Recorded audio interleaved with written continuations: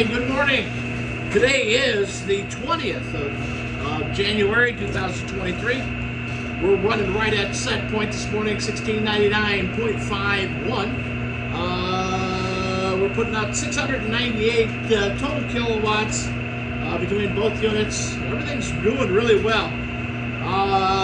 The big snowstorm that we were prepping for yesterday was a bust. It rained. It started to snow heavy, and then it rained on it. Then it started to snow a little heavier, then it rained on it. So we didn't get enough even to start the tractor up to try to plow, which is good because we still have an issue with the tire. Lee and I were down here yesterday. We worked out a little bit on it. We filled the full. We put fuel in, checked the hydraulic level. We redid the chains on it. It's still frozen. Still, I think I need a new inner tube in it. The problem is that everything's froze. The calcium chloride's frozen inside of it, so that's not good. We came down last night, found out that our rooster's gone, which is not pleasant. Worked out well for Red, but I kind of like to know where the other one went. You can see tail race this morning. It's snowing a little bit. Tail race is showing where the water's dropping. We're starting to see the rocks sticking up through. This was supposed to be 8 inches of snow. It ain't. I wouldn't even consider it an inch. Roads are horrendous. And a lot of that, and I don't blame anybody for the roads being bad. It's just the way that the everything's working out. We got water flowing yet. What has happened is the same story everywhere else. They can't find anybody to work. The state, in their infinite wisdom, decided to take away the snow plowing from the town, where they would pay the town to keep the roads plowed up here because it was too much for the state to do. So they took that away last year, at the end of last year, and said they were going to do it all themselves. And so right now, there goes a little mouse. Right now, they're covering around 50 miles with 2 guys. It's just impossible. Those guys can't plow fast enough to keep the roads clear and then come back and do it again. It just keeps getting a disaster. As before, when the town did it, they got paid by the mile. Actually, we paid for the trucks. So they didn't want to do that no more. The state didn't want to do it more. They thought they could save money. You can see everybody's still here. Everybody's, the flock is getting low. Mind you, these chickens are older. Most of them are over 3 years old, so they don't produce much anymore. So Red, we got Red, and we've got one. I know what you hear me. I got one rooster that is one that I had raised or brought up from a hatchling. And that's it. So we're gonna have to probably, I know we've got the 20 coming, so I'm probably gonna have to increase that again by another 10 or 15. I don't know. I'm trying to justify the eggs and what was really truly needed. I don't know what the answer is going to be. The economic futures look terrible. And with all of the stuff that's happening in the world right now, you really don't know. You don't know what to do. So that's my dilemma. I don't know exactly at this point what to do. I'd like to have a magic crystal ball, be able to look into the future and say, this is what I need, but I don't have that, so it's 90% of a guess. So I do know I need to get more eggs. So one of the things that we, that with these chickens, I order production layers.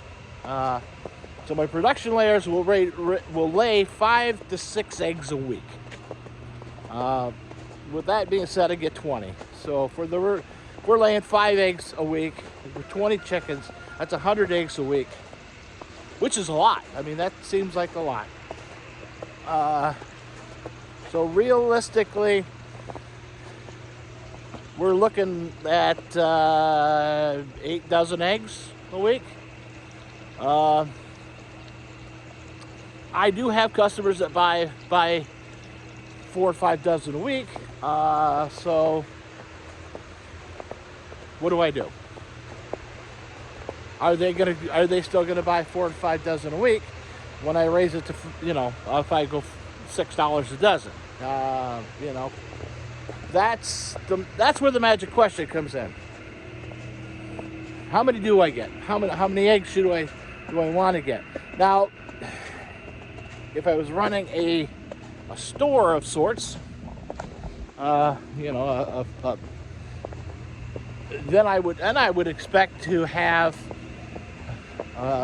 reasonable sales of about 20 dozen a day,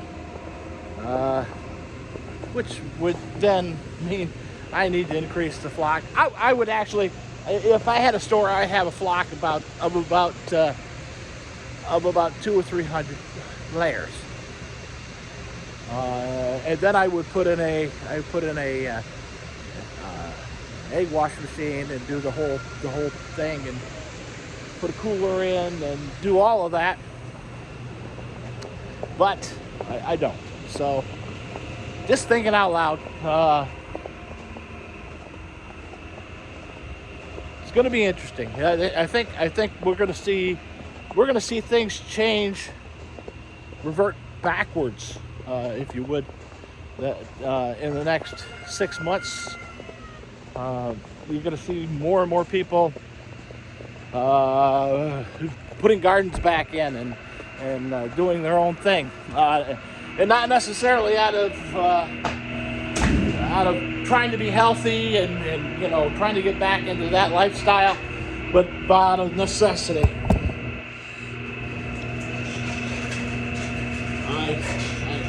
It's a scary situation that we're in.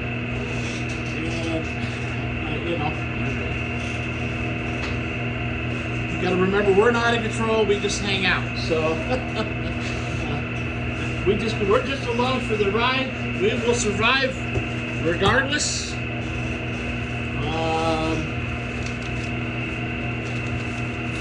We do what we need to do, and let God worry about the rest. Anyway, so here we are. We're sitting back inside. The weather forecast, you saw it. That's supposed to be 8 inches. So I should have been a weather forecaster, because it's the only job you can be wrong 90% of the time and still keep a job. So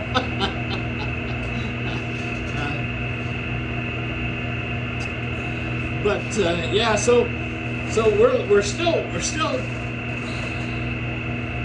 This was supposed to have been a good dump, and it just didn't happen. We're supposed to get another inch throughout the day, and it's supposed to clear up and be gone.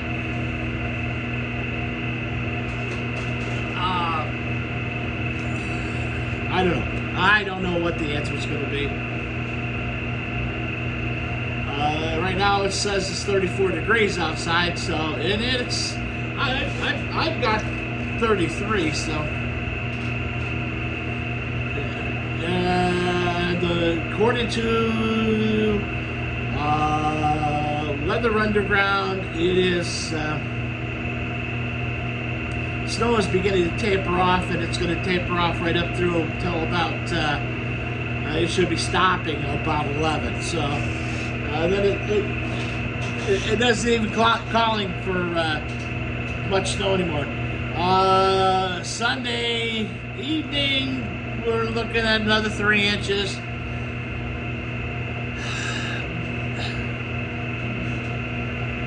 But we'll see.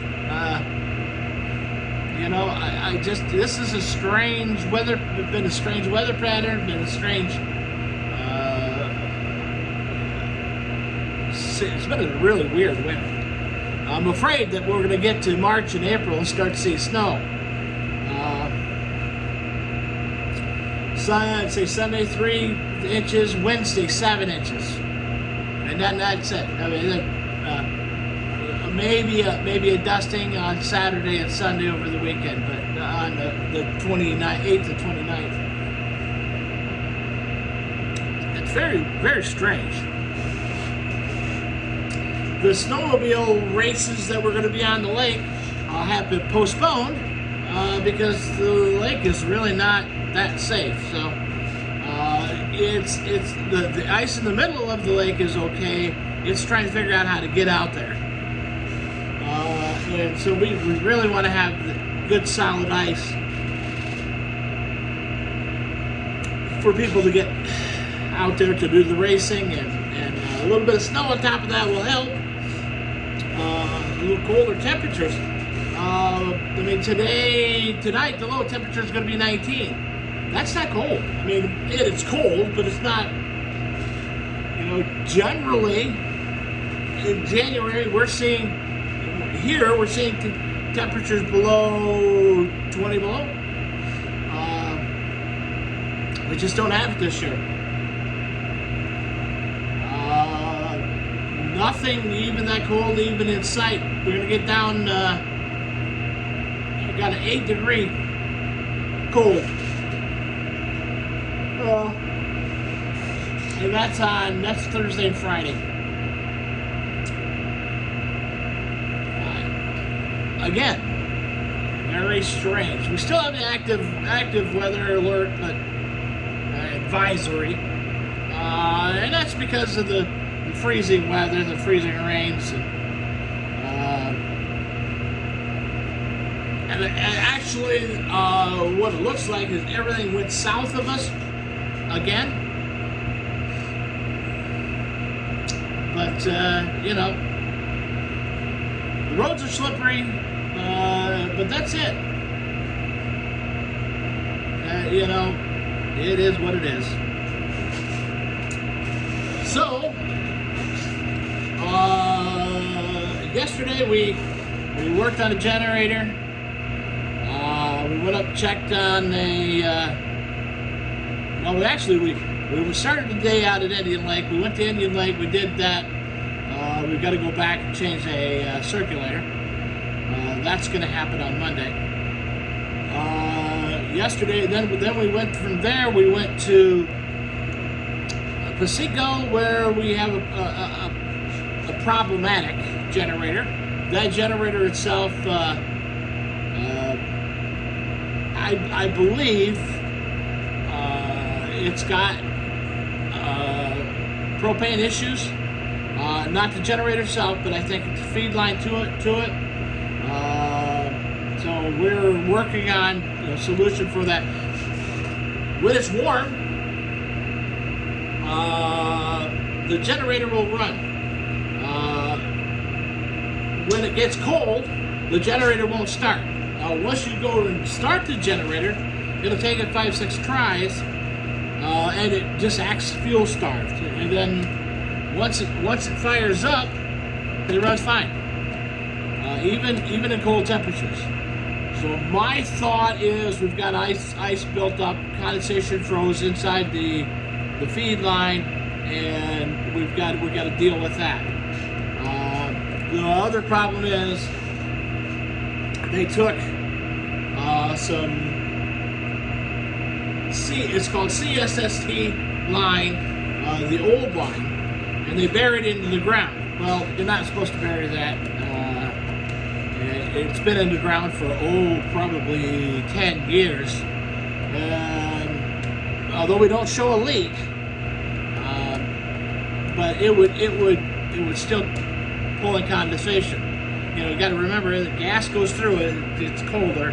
Pops. It starts up above ground, drops through in the ground, and comes back up. So it's going to build condensation somewhere. Condensation is going to get down there, and you know, gas, propane is only a quarter pound of pressure, so it doesn't take anything.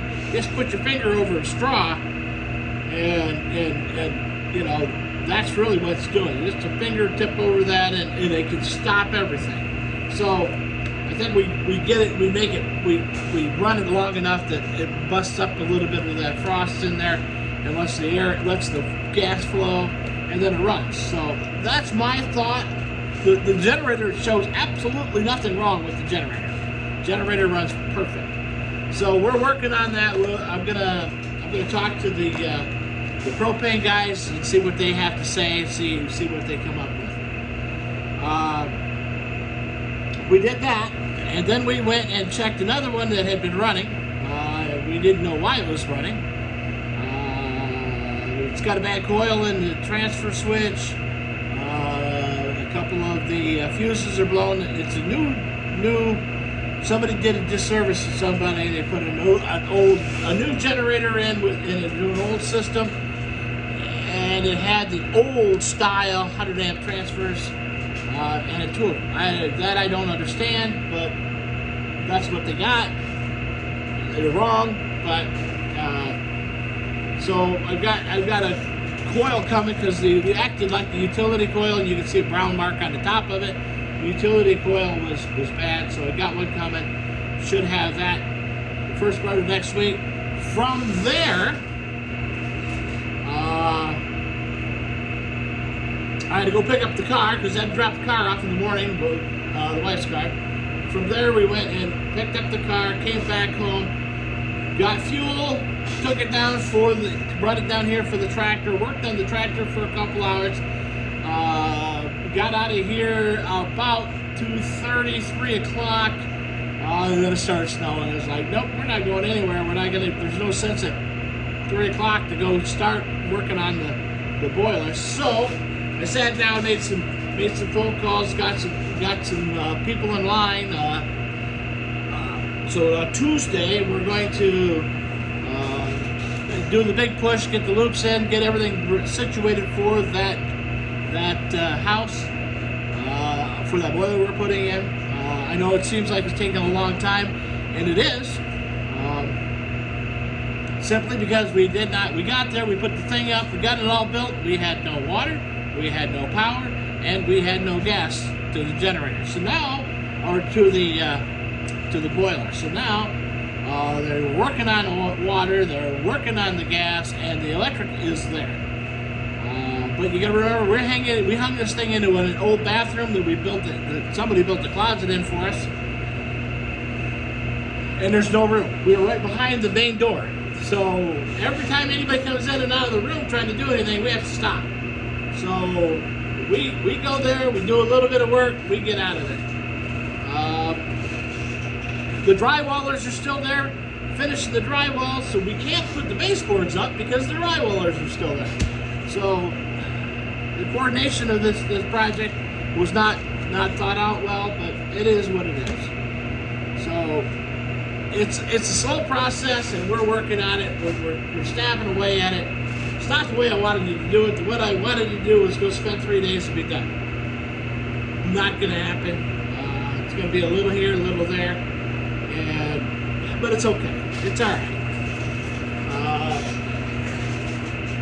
So we'll get done what's got to get done today, and we'll move on from there.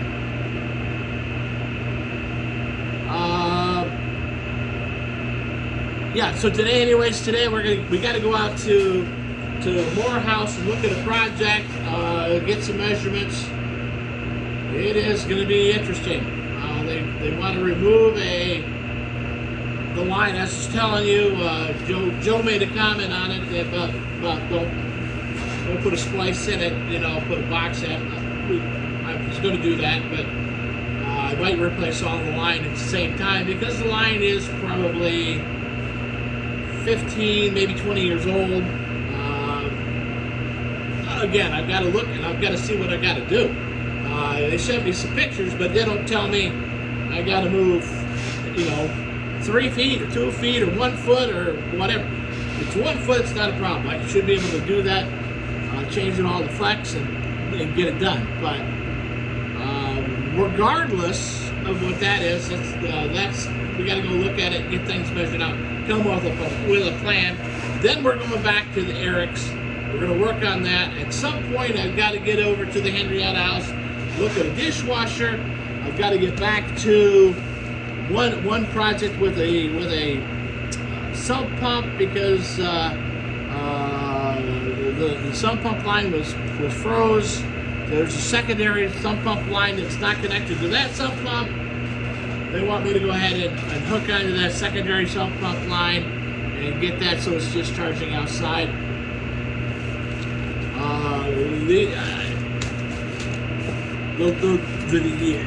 I was telling my wife the other day or yesterday, it seems the more I try to slow down, the faster, the more jobs I get and the more people call. So, which is not a bad thing, it just is what happens. Just trying to get things coordinated and done. I still got to get down to Wells and I've got a generator needs service down there. I'm going to put that on the agenda for next Wednesday, regardless. And say I'm going to Wells, and that's what it's going to be. Anyhow, that's what we got for today. That's what's going to happen. Again, you know, take care of yourselves, take care of the people around you, because really that's all that we've got. And I will talk to you later.